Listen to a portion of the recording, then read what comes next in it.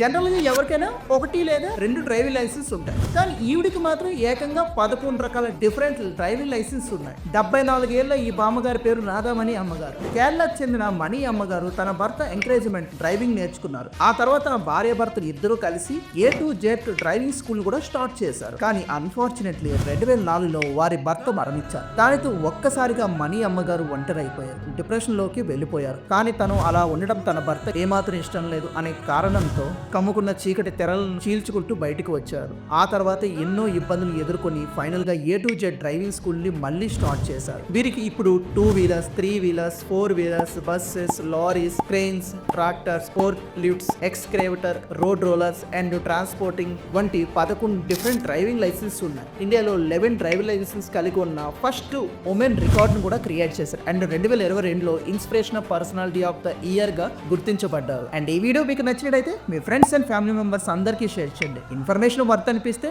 ఒక like and subscribe చేసుకోండి.